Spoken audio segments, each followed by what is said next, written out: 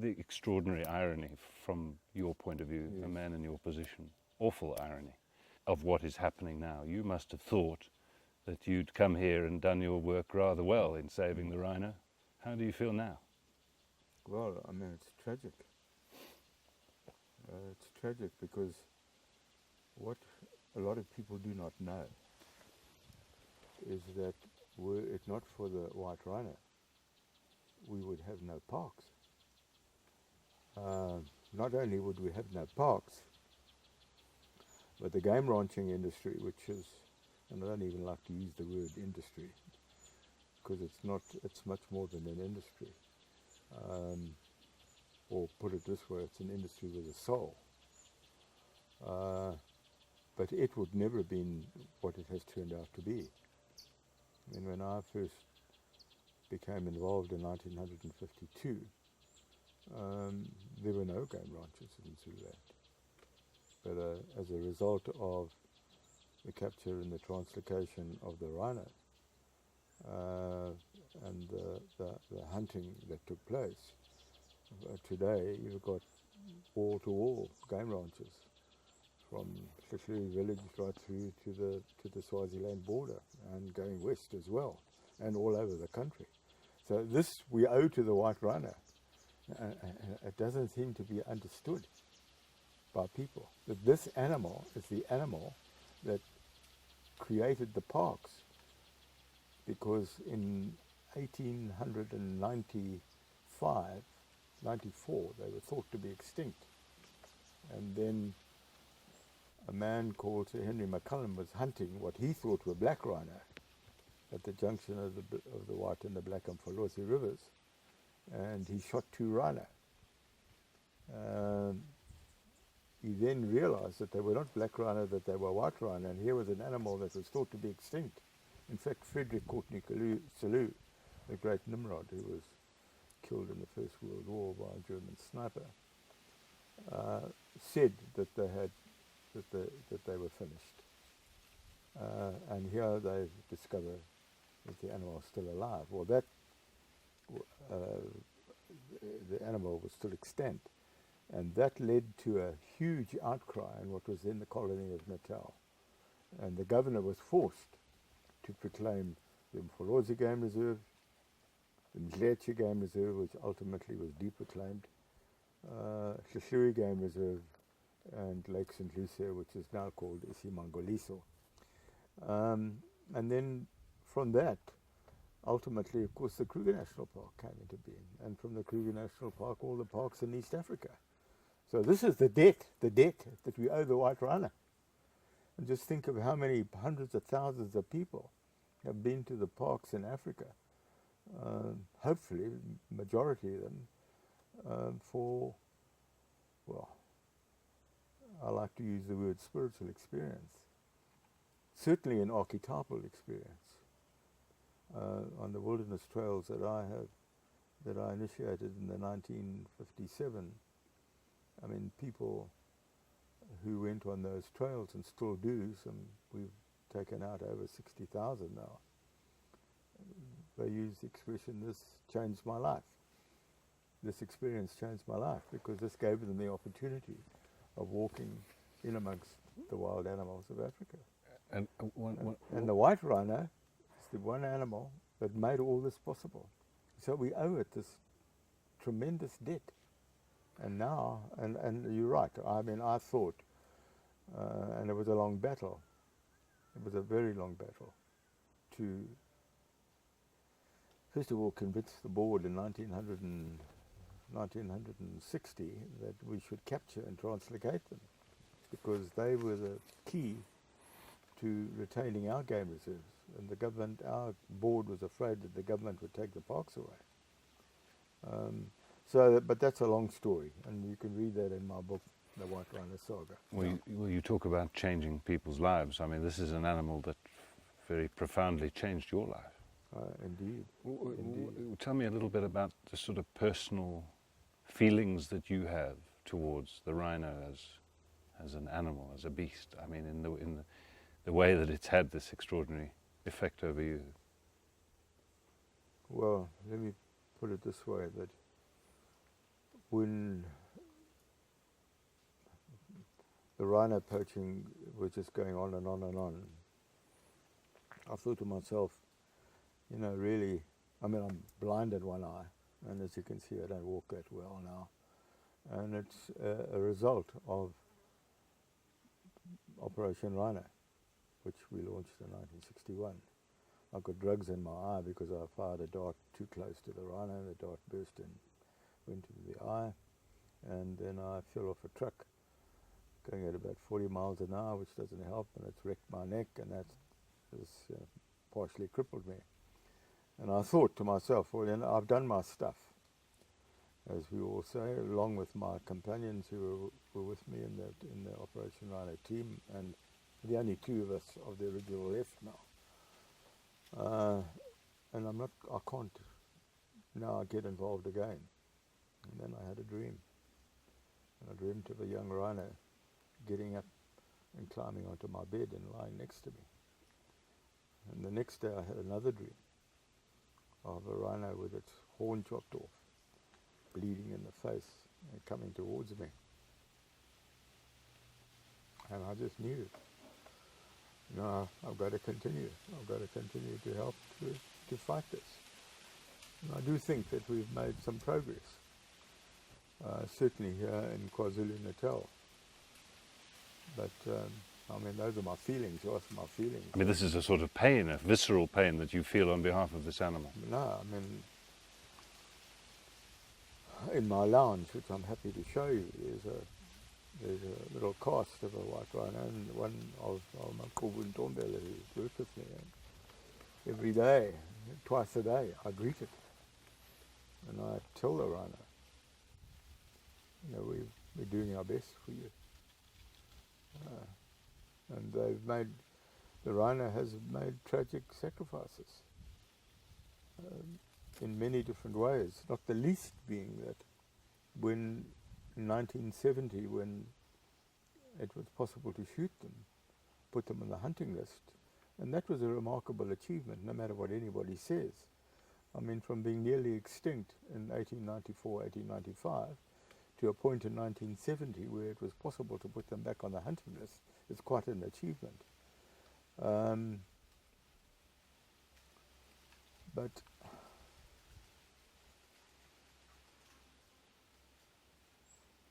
so I greet the rhino twice a day and say, tell it, you know, we will continue to do our best, and that it has had to make the species has had to make tragic sacrifices in order to be where we are today. But I mean, I did the very first aerial count with Ranger Hendrik van Square in 1953, and there were 437 white rhino, and only in the Umfolozi Game Reserve. And from that 437, there are probably 15,000 in the world now. Yeah. Dr. Player, I'm sure it's not an overstatement to say that you are probably the single individual alive who knows the rhino as an animal and as a species the best. Why? No, that would not be true. No. In what sense? No, well, I mean, there are others who worked with me. I mean, the one who's still alive is John Clark. I mean, he lived and slept down at the Bomas when we were first catching them, and he knows them intimately too. I'll rephrase, one of. Why the importance of saving this animal? I don't mean its place in conservation terms, its place in the universe. Why the importance? Because we have a duty as human beings to other life. We have a duty. It's a duty that has been given to us by God. And those of us who are Christians see it in the Bible clearly. Stewardship, which is a better word than the actual original wordings. Yeah, but that's our task, our human task. So it would apply equally to all living things. Yes. The rhino, you can't single out the rhino as being No. more important than any other. No, but the rhino reached that point where it almost was like the dinosaur went, and we humans saved it.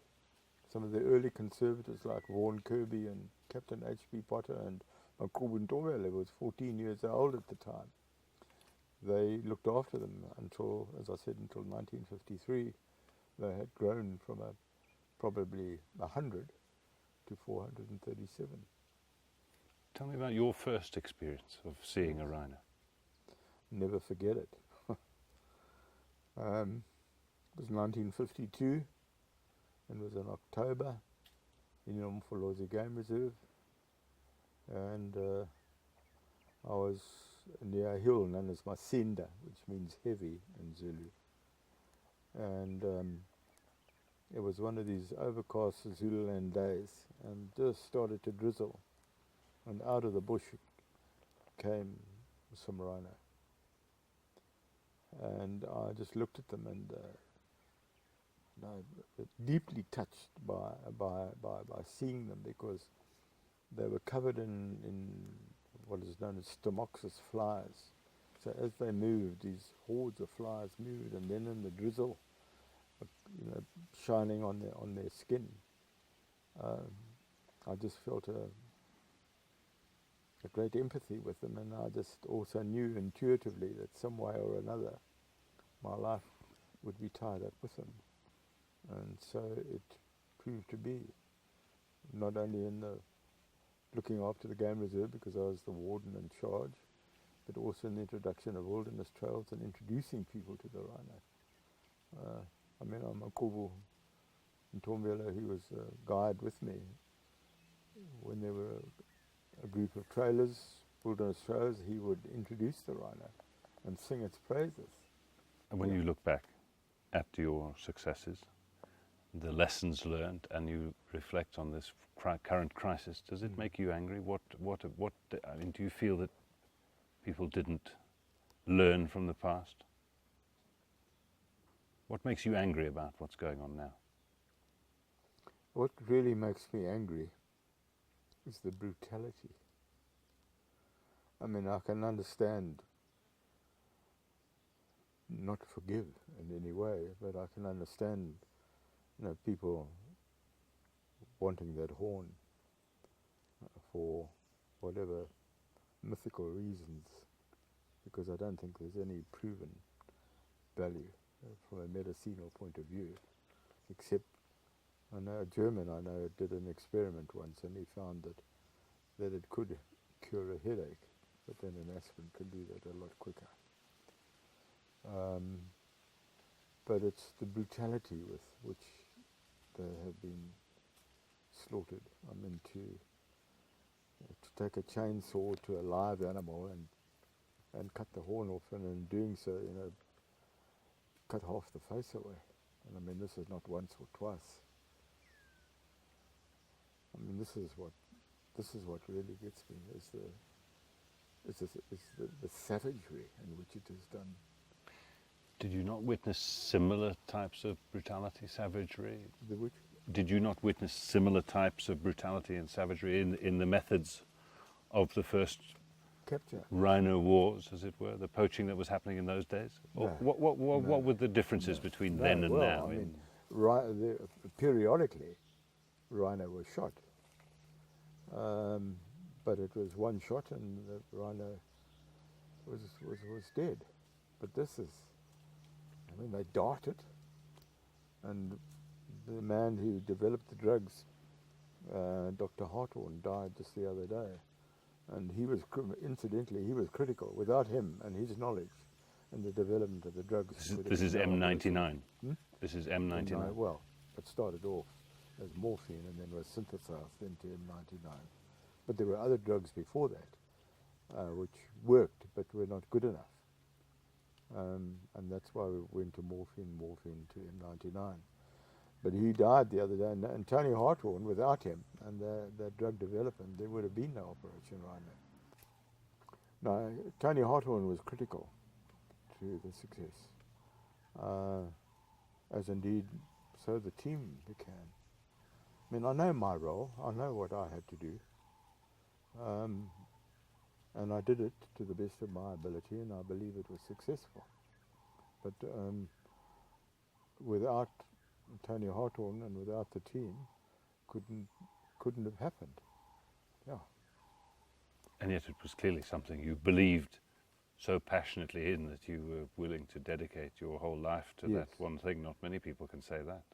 Yes. Yeah. And well, many of us risked our lives in that capture program.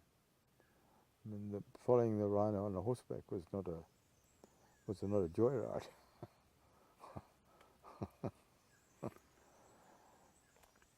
In terms of the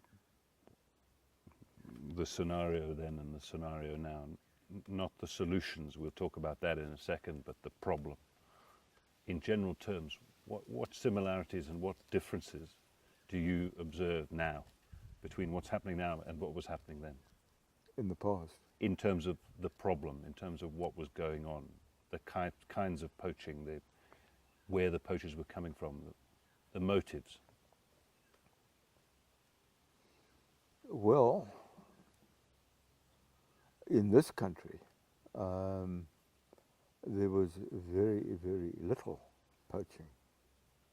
And in fact, I would say that in many instances, the rhino that was shot and killed, it was done because of crop damage, not for any other purpose, not for any other reason. And then it was, as I mentioned earlier, it was only in the 1970s when the rhino was placed back on the hunting list that the rhino then began to get shot. And that's, you know, the tragic irony that through the death of rhino, there was life, because people were buying the rhino from us, from the Parks Board, for a couple of $100 and selling them to overseas hunters for $25,000. And that money was then getting ploughed back to the credit of the game ranchers and to the purchase of more land, which in turn led to more rhino being needed, and so the population was able to explode. Yeah. That sort of saga evolved and changed into the second rhino crisis. What are the differences today? I mean, the first rhino crisis is obviously in the 19th century. That was the first crisis, when there were hundreds of thousands of rhino which were shot by so-called sportsmen from Europe and the United States, until eventually, as I said earlier on, there were only a handful left. That was the first crisis. And then the next crisis really was an overpopulation of rhino in Umfolozi Game Reserve, because whereas in 1953 there were 437, by 1960 it was like 650 and expanding, and something had to be done. Otherwise you could have one anthrax diseased cow get in amongst those rhino and they would have wiped them out. So that was really the second crisis. And the third crisis now is this brutal, savage, merciless killing that is going on. Let's talk about the solutions. I mean, your solution had to do with, first of all, winning over the media, and then winning over the politicians, and then relocating the animals and allowing them to breed again. What's the solution today? Does the solution lie in the commercialization of the rhino, in the sale of the stockpiles? Is there another way? What's the best way, do you think? No, well, I mean, one looks, you have to look at the totality of the situation. And first and foremost, of course, is protection on the ground. And it has rightly been described as a rhino war. And in a war, one of the most important things is intelligence. You've got to know what your enemy is doing. The more you know what your enemy is doing, the greater your chances are of stopping it. And you know, there are organizations which are gathering intelligence, and it has been very effective in stopping or preempting some of the hunting. And then the other, of course, is the protection on the ground, and then for that you need boots on the ground. You need people there, and also all the modern technology that you can lay your hands on. I mean, because a lot of these poachers now, they've got night vision equipment, so they can poach and kill at night. It makes it very difficult to catch them. But that's why what we need now is some of the equipment that the Americans have used in Iraq, like the drone. We need that. We need some drones. Because not only will they be effective in one way, but psychologically they'll also be effective. But here you're talking about the poachers on the ground, the men with the guns. They're paid by other people who are paid Yes. by other people who are paid by consumers. Yes. The problem lies elsewhere, doesn't it? The real root of the problem. How do you tackle that? Well, I mean, one of the suggested solutions is the legalization of the horn. And last year I made a speech in Durban to the Durban Chamber of Commerce, and I said the time had come to debate it, because and that happened in a big way. Is it a solution you support? Well, what I have said is that I am in favour of the legalizing of limited trade of horns that have been gathered through natural mortality, of which we have a vast number. It's estimated, I don't know the exact, but it's estimated something like 40 tons of rhino horn is in the vaults of the conservation agencies. And I said that those are horns that have been gathered through natural mortality, and that, I mean, because rhino are dying all the time. And also, we did that in the late 1960s in the Natal Parks Board. We sold rhino horn that had been gathered through natural mortality on the open market in Dar es Salaam. So it's not a new thing, because the precedent was established. But there's a huge divergence of opinion on this subject. And a lot of it, I might say, could be valid. Could be. I mean, the one big arm of that argument, of course, is the idea that commercialization in its many forms merely sustains the trade in Yes. rhino, whether you're selling the animal, whether you're hunting the animal legally, or whether you're selling the stockpiles. That as long as you are commercializing the product, it will always have a market. Do you believe that? Well, I mean, the commercialization, we've done that. We've done it. That's not new. The rhino, we sold rhino. Sold them to game ranchers. We sold them to zoos. I mean, I personally took 20 rhino that we'd sold at the San Diego Zoo, because even that was in 1970, because even then I knew that this could not be the end of the story with the way that Africa was going. And I personally wanted to have some insurance outside. Well, ultimately we got something like 300 out. So the commercialization has been in process. Right from the 1960s. But one of the arguments that is put forward as against the selling is that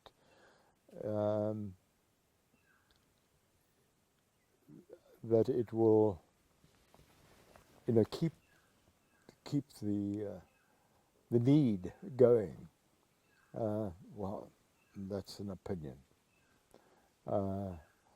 On the other hand, there are economists who are saying that if we put enough out into the market, it could depress the prices and therefore depress the need for the poaching. I mean, that's a view. That's a view. Essentially, everyone's dealing with opinions. Nobody Yeah. actually has any concrete research or fact to go on, do they? Well, but what is a fact is that if the horn is sold and it's through natural mortality, which has been gathered, and incidentally I might add that the rhino horns being kept, there's a beetle that can get into them, and ultimately there'll be nothing left, just dust. But if at this moment the provincial game authorities and the national authorities are desperate for money, and a huge amount of resources are now being put in just into the protection of the rhino. So here is a source of income which could help protect the rhino. CITES allows a certain amount of trade in rhino. What's your message to them? Where would you stand on that? Well, when we put the rhino on the hunting list in 1970, that had to be agreed to. But as I said earlier to you, that I value the fact that there is CITES, but I must ask the question: the 60,000 black rhino that have vanished in East Africa, and the last one has gone in West Africa now, and the Javan rhino and the Sumatran rhino, has CITES saved them? I've got to ask that question, because I think you'll find the answer is no. I have not saved them, but we have saved the rhino to the point that they are now. So I believe that we have got a bigger say than anybody else. This country, South Africa, has got a bigger say. And perhaps KwaZulu-Natal has got the biggest say, because we were the ones that saved them in the beginning. And we're the ones that have made it possible for the populations to grow. And we have one vote. That's not right. It's not right. If you had to put it in black and white terms, what would that say be? I mean, we have a say. What would our say be? Well, if we can prove that the legal sale of rhino horns through natural mortality is not going to do the damage that other people assume it's going to do, then I believe that we should be allowed to follow that route. Okay. If you would, just so that we can make some use of the archive footage we hope to get from your team here, I'd like to try and paint a picture of those early days in the 50s when you first got on board, and how things were and what you did, what kinds of things you did. Let me ask you first of all about the horn. There was an enormous horn you found, the biggest horn you'd ever seen. There are photographs of that, I'm told. Yes. Now that was a rhino that was shot by William Gordon Llewellyn Cummings in what is today Namibia, and it was 62 and a quarter inches, and that was the anterior horn. I had been part of the organisation of the Third World Wilderness Congress in Scotland, which took place at Findhorn at Forries, and the Llewellyn Gordon's farm was right nearby. So I took the opportunity to go and see the grandson, well, it might be the great-grandson, I think it was a grandson, and asked if I could see the horns. And he kindly showed me. I mean, a massive 62 and a quarter inches, it's 5 foot 2 inches. That's a hell of a horn. The biggest you'd ever seen? Without any question. But ultimately it was stolen. It was stolen, and I remember Cummings phoning me and asking me, what the value was. I thought it's impossible to put a value. But they tracked it down and they found that it had gone to Hong Kong. And that, of course, it had been ground up. Yeah. No, nothing ever seen like that again. Not that size. Tell me about the early days. What lives on in your memory most? You say the riding on horseback after a rhino was no fun ride. I mean, what sticks in your mind when you think back to those times? No, what immediately comes to mind, of course, is the incredible companionship. I mean, we were battling against time. We were battling to find the right drug. And as I said, Tony Harthorn made that possible. We were battling to find the best methods. I mean, to begin with, we had to use a capture gun, which only fired from here to that office away. And you had to put it in the sun because it was powered by a little gas cylinder, which meant that I had to crawl on my hands and knees to within 100 feet of the rhino, 50 feet of the rhino. And, you know, to get run over by a rhino is no joke. So, you know, that sticks in my mind. But it was the men with whom I was working, that it was not a question of asking them to work, but it was telling them to stop working, to rest. And then, of course, our wives, well, without our wives who kept us in food and tea and coffee and all the rest of it, at all hours of the day and night. And when we eventually put them in bomas before they were transported away to overseas, you know, it was people like John Clark who used to sleep right next to them and feed them by hand. I mean, these are the thoughts that come to mind. Extraordinary shared passion. Yeah. No, and I mean, dedication in the true word of the word, true sense of the word. Truly dedicated people. John Clark, Nick Steele, Corbin Tombella, Aaron Letley, Tony Hartwell. Yeah. And then that was the first team. And then, of course, there was the second team, John Tinley. And a time of extraordinary danger too. You were injured yourself. Yeah, You bear the scars still. Yeah. Well, when we were experimenting, I mean, it was all an experiment. What was the best way? Well, to begin with, it was on our hands and knees to dart them. And then we discovered one rhino that had got out of the park and was on a small farm. And we couldn't get near it on hands and knees, so we took a vehicle and just charged it up it and fired a dart at it. And that was a new method of capture. Today, of course, they use helicopters. And you can, I mean, I remember being so proud of when we caught two rhino. I had two capture guns and fired the one dart and then got next to the other one, fired the other dart and got two rhino. It's a wonderful, wonderful feeling to be able to capture two in a day. And then the other, of course, the other great advance was catching them in the field, loading them up straight away, and taking them to what was then Wankie National Park. We found we could drive for 24 hours. Was there a best experience? Was there a moment when you felt a moment of sort of elation when you felt that you were going to win? Was there a moment you knew that you were going to win? Yes. I knew we were going to win when the first morphine drug was fired. Because the rhino, when we came up to it, was just standing there. As if there was nothing wrong and one could walk right up to it. I knew this is the drug, which was eventually synthesized. And also, the synthesizing of the drug enabled us to use a 1 cc dart as opposed to a 20 cc dart. And the 20 cc dart, because you couldn't sterilize the needle, would carry bacilli when you fired it into the rhino and set up the most terrible wounds. I mean, wounds that you could put your hand in and pull out the pus that was so bad. So that was another.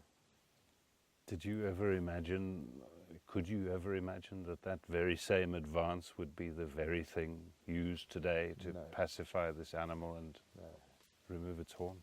No. Which doesn't go and say much for Homo non sapienti. No, it's, I mean, humans, I mean, we're losing our way. Dr. Player, finally, your greatest hope, your greatest fear, what keeps you awake at night when you think about the rhino?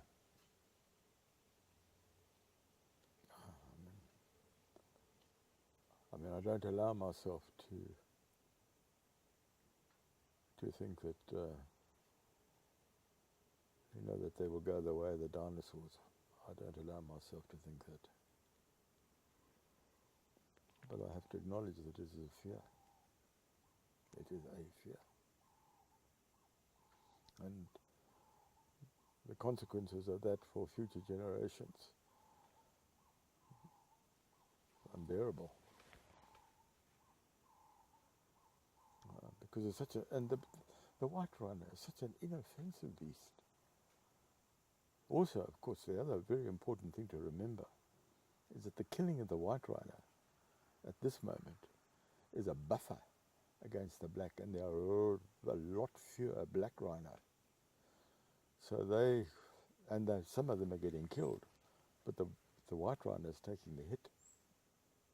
It's taking the brunt of what is happening, which is so terrible again. It's such an inoffensive beast. I mean, a rhino, you clap your hands and it'll run away. If anything good that can be said to have come out of this rhino crisis is the fact that a lot of people have become involved who in the past would not have been involved.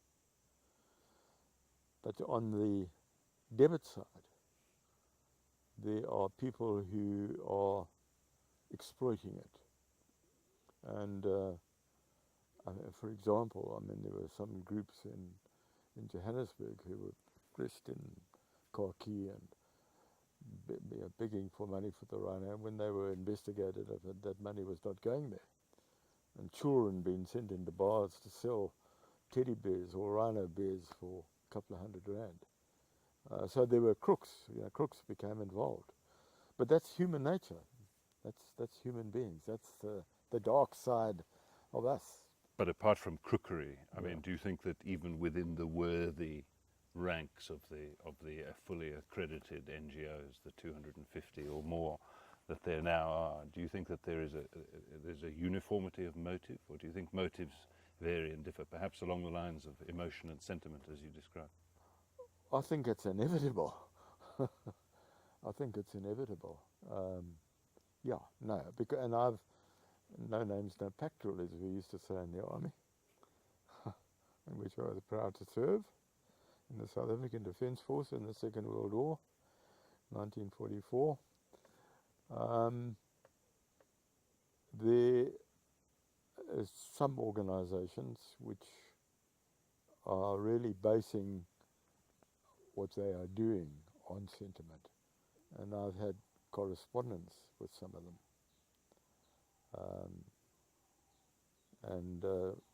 They attacked me rather viciously, but I have replied, I'm grateful for the fact that they are there. Whether they like me or like what I say, it's immaterial, but I'm glad that they are there. However, I think they are misguided. Yeah. And I think there's a lot of misguiding. And just to come full circle on this, to pick up on that very point, what is misguided about sentiment driving policy on rhino in particular? What is misguided about that, just to bring it back to that very point? Well, for example, whether one likes hunting or not, it is a fact. And it is something that has enabled the rhino to increase. Now, sentiment is driving the stopping of that hunting, and that's wrong. As I say, don't tell the Scots. And instead, emotion would say. Instead what? Instead of sentiment, emotion would no, say. Emotionally, you don't like the fact, but you know that this is necessary. One doesn't like. I mean, I hate that. I mean, I have no. I mean, I even warn flies now before I kill them. But in my life, I've had to do killing. I've had to kill. In the days before we developed before Jan Olofse, to use the right person, developed the plastic sheet method of catching antelope, where we went from 10 in a month using the dart gun to 1,000 in a month using the plastic sheeting method. That enabled us to then restock all of the game ranches, and they then. But prior to that, because of the animals breed and were becoming overpopulated, we had to shoot them. Very unpleasant, and emotionally it was very wearing. It's not nice to kill. But if we'd been sentimental and didn't kill any, then there would have been no food for the animals. That's the difference. Emotionally it was horrible, but sentiment would mean there would be no animals because they would have eaten themselves. A human off being and who home. poaches to survive because he's been perhaps excluded, his community's been excluded from the conservation effort. I mean, is there... Yeah, of course. I mean, that's been part of the battle of my life, is to get the people on the peripheries of the game reserves to participate in the protection. And you can only do that if you give them something. They're not going to do, why should they do it for nothing? So, excess game should go to them, and that game is going to get killed and be eaten. And that, in turn, is going to ensure the survival of the parks. And this is one of the great problems of Africa now. I mean, the hunting on the edge of the Kruger National Park, or in the Kruger National Park, I mean, that's coming not only from Mozambique, but also from the people nearby. So, you have to involve the local people. And how do you involve them? You involve them by feeding them with the excess game. And then ultimately, in that way you can expand the game reserves too, because when you get them into the idea that look, by looking after the animals, not killing them all but leaving some, you get people who will want to come and see them. That's the beginning of your tourist industry, and that can work. And I mean, to the great credit of Izimvelo, which is now the conservation agency in this province, it is their vision. And but without it, we're going to face huge problems. Well, indeed. So the flip side of that argument is that if you relocate these guys off their land and you don't bring them into the conservation process and you don't make it a process which is worthwhile to them, Right. then you mustn't sit back and complain when they start taking pot shots at the game, because this is a Exactly. commodity. Yeah, well, yeah. And also, if you're hungry, but there's always, I mean, wherever there's been wildlife, there's been poaching. Wherever. I mean, every day we've got a little darker that comes here and feeds here. I just pray to God that, that it survives. And it's too easy to simply to blame kill it, the trigger man, isn't Yeah. it? There's so much more to the story than just the guy who pulls the trigger. I mean, one must remember there was a time here in this country where game and cattle fed together. And my friend Corwin Tombela used to talk about the rhino and that cattle going down and drinking at the same place. I mean, there was a sense of harmony. But the development of the parks, which came about, as I said, because of the white rhino,